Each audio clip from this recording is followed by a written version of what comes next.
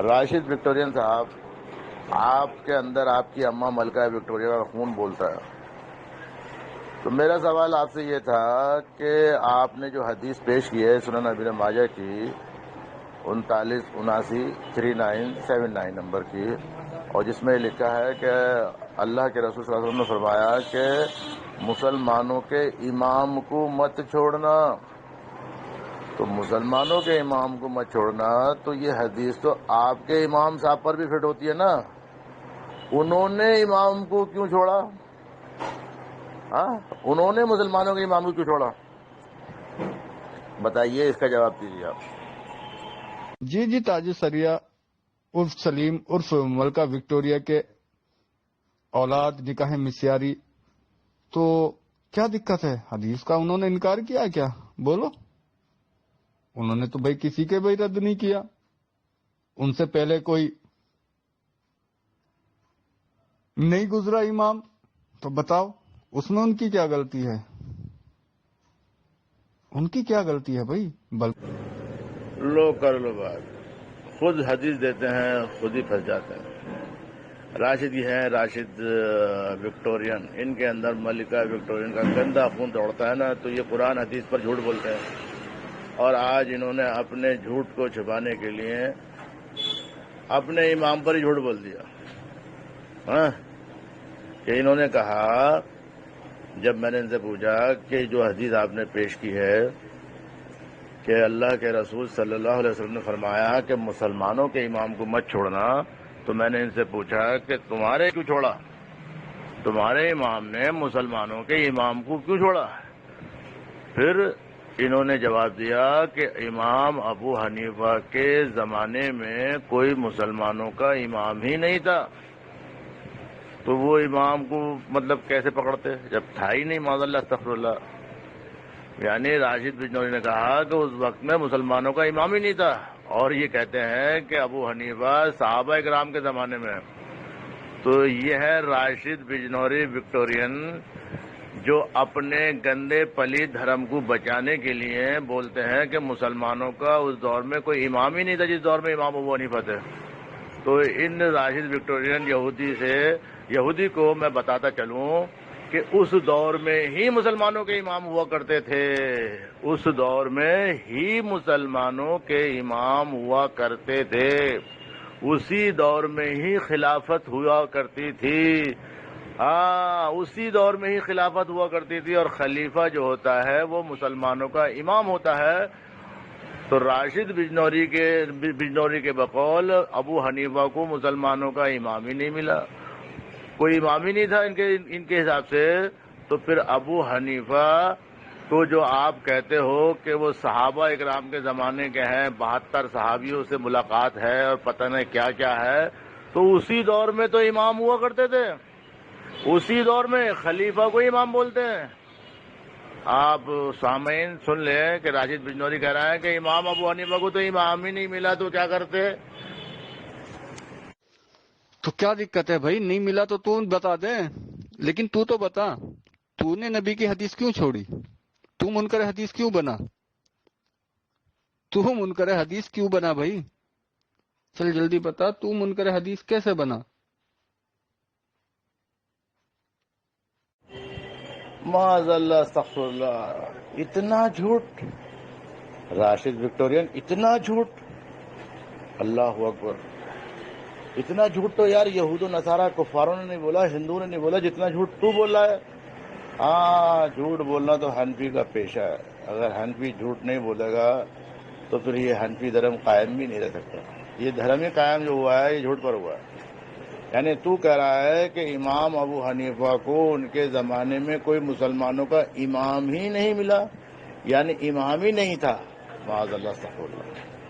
تو میں تجھ جیسے جھوٹے مکار حنفی کو یہ بتا دوں کہ وہی دور تھا جب مسلمانوں کے امام ہوا کرتے تھے، آج نہیں ہے، اسی دور میں تھے، کیونکہ خلافت کا زمانہ تھا۔ وہ صحابہ اکرام نے خلافت کی، ان کے بعد تابعین نے کی، اس کے بعد تبع تابعین نے کی، وہ خلافت کا ہی زمانہ تھا، اور خلیفہ کو ہی امام بولتے ہیں۔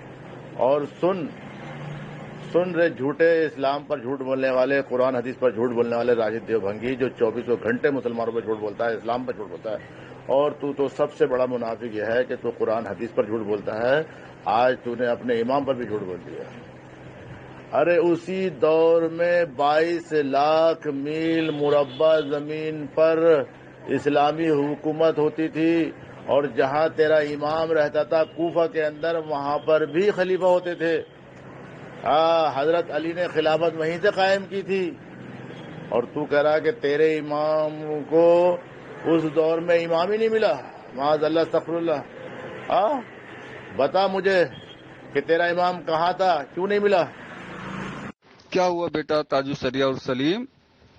یہ حدیث بھی ختم ہو گئی تم سے تو، کیونکہ اس حدیث کی روشنی میں مدد اللہ علماء دیوبند کی کر رہا ہے. علماء دیوبند کی مدد ہو رہی بھائی اس حدیث میں. اور یہ وہ ثبوت ہے کہ جس سے چاہ کر بھی تیرے باپ تیری ذریت نہیں مٹا سکتی. تیری باپ تیری ذریت مٹا نہیں سکتی. بہت تم جو ہے گھپلے کرتے ہو، لیکن اس کو کیسے جھٹلاؤ گے؟ اسے تو تمہارا باپ بھی بھاگتے بھاگتے تسلیم کر گیا کہ اللہ واسطہ ہمیں معاف کر دو، ہم نے بہت بڑی غلطی کر لی. 20 سال لڑ کے ہتھیار بھی چھوڑ کے بھاگا ہے تیرا باپ. اب اس حدیث کی روشنی میں تو دیکھ مدد کس کے ساتھ ہو رہی ہے اللہ کی. اللہ مدد کس کی کر رہا ہے بھائی؟ یہ دیکھیں راشد بجنوری کی آڈیو سن لیں، آپ نے سنی ہوگی سب لوگوں نے، کہ دیوبند جو تھا وہ حق پر ہے اور وہ جنگ جیتا ہے نا. جبکہ راشد بجنوری نے خود مانا ہے کہ دیوبند کو بنانے والے انگریز تھے اور اس کو چندہ دینے والے ہندو تھے. انگریزوں کے دور میں دیوبند تیار ہوا ہے 1856 میں. انگریزوں کے دور میں یہ زمینی سچائی ہے، اس کو آپ جھٹلا نہیں سکتا کوئی بھی. اگر دیوبند کی جنگ اگر انگریزوں سے ہوتی تو دیوبند مدرسہ کیسے بنتا؟ کیا جہاد بھی کرتے اور مدرسہ بھی تیار کر لیتے اتنا بڑا؟ اور دیوبند والوں نے کیا انگریزوں کی آنکھوں میں دھول جھونکی تھی، مٹی ڈال دی تھی، وہ اندھے ہو گئے تھے؟ اب جھوٹ بولنے کو تو آدمی کچھ بھی جھوٹ بولتا ہے، لیکن سچائی یہ ہے کہ انگریزوں کے دور میں ہی دیوبندی، بریلوی اور قادیانی، یہ 3 بچے ملکہ وکٹورین کی پیداوار ہیں. تینوں نے انگریزوں کی حکومت میں ملکہ وکٹورین کا دودھ پی کر یہ پن پہ بڑے ہوئے، جوان ہوئے. اور میں اللہ کی قسم کھا سکتا ہوں کہ انگریزوں کے دور میں جس نے بھی انگریزوں سے جہاد کیا ہے، جنگ کری، اپنا ایک مکان نہیں بنا سکے، بلکہ اپنے مکان، گھر، جائیداد سب گنوانی پڑ گئی، پھانسی چڑھ گئے، کالا پانی پہنچ گئے، گھر برباد ہو گئے، سب برباد ہوئے ہیں. اگر کوئی پنپا ہے تو وہ وکٹورین کے بچے، 3 بچے پیارے پیارے، ننے ننے، مننے، بریلوی، دیوبندی، قادیانی، یہ تینوں انگریزوں کی پیداوار ہیں. اور اگر کوئی یہ کہے کہ یہ غلط ہے تو میں اس سے سوال کرتا ہوں کہ انگریزوں کے دور میں جب تم منافق لوگ، جھوٹے لوگ یہ کہتے ہو کہ تم نے ان سے جہاد کیا، جنگیں کری انگریزوں سے، تو یہ اتنا بڑا دیو مندر انگریزوں نے کیسے بننے دیا؟ ایسا ممکن ہے؟ اور اگر ایسا ممکن ہے تو آج مسلمانوں کو ہندوؤں سے جتنا خطرہ ہے انگریزوں سے بھی نہیں تھا. آج جو ہندو مسلمانوں کے لیے کر رہے ہیں وہ انگریزوں نے بھی نہیں کیا. تو پھر آؤ دیوبندی، بریلوی اور قادیانیوں، ایک اور مرکز بنا کے دکھاؤ ہندو کے خلاف تو میں جانوں. آج تمہاری یہ حالت ہے کہ تمہارا دیوبندی عالم کہتا ہے کہ شنکر بھگوان ہمارے نبی تھے. تم لوگ شنکر کو اپنا نبی مانتے ہو، کیوں؟ کیونکہ ہندوؤں سے پھٹی پڑی ہے. یہ تو تمہارے پھٹنے کی دلیل ہے کہ شنکر کو تم نے اپنا نبی مان لیا تاکہ ہندو تم سے راضی ہو جائیں. جاہل کے بچوں، کیوں جھوٹ بولتے ہو؟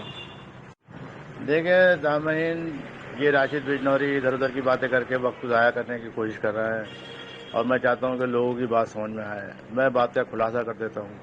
انہوں نے ایک حدیث پیش کری جس میں لکھا تھا کہ اللہ کے رسول صلی اللہ علیہ وسلم نے فرمایا کہ مسلمانوں کے امام کو مت چھوڑنا. تو میں نے ان سے پوچھا کہ تمہارے امام ابو حنیفہ نے مسلمانوں کے امام کو کیوں چھوڑا؟ تو آپ نے آڈیو سنی ہوگی اوپر کہ انہوں نے کہا کہ امام ابو حنیفہ کو تو مسلمانوں کے امام ہی نہیں ملے. یہ ہے بات جو ہماری بات ہوگی. اب انہوں نے کہا کہ امام ابو حنیفہ کو مسلمانوں کے امام ہی نہیں ملے تو وہ مسلمانوں کے امام کو کہاں سے پکڑتے جب ملے ہی نہیں. تو اب کہنے کا مقصد یہ ہے کہ ان کے امام نے کہا کہ ان کے امام کو مسلمانوں کے امام نہیں ملے، اور جبکہ سن 80 ہجری سے پہلے اور سن 80 ہجری کے کئی سال تک مسلمانوں کی خلافت قائم رہی ہے، جیسا میں نے اوپر بتایا ہے، اور مسلمانوں کے خلیفہ کو ہی مسلمانوں کا امام بولتے ہیں. ٹھیک ہے.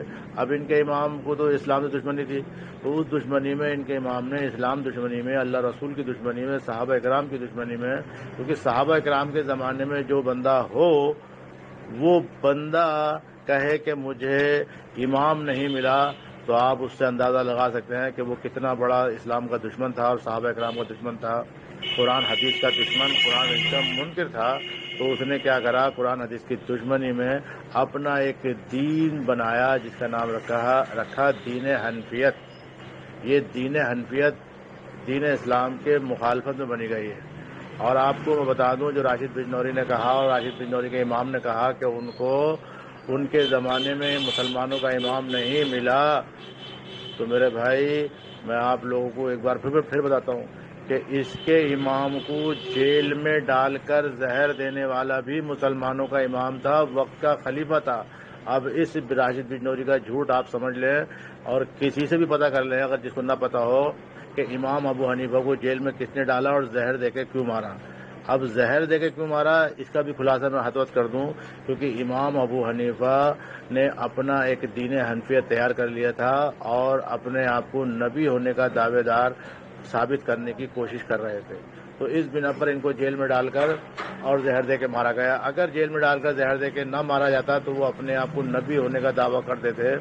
تو وقت کے خلیفہ، وقت کے امام نے ان کو سزا دے کر مار دیا. یہ ہے ساری بات کا خلاصہ. بس.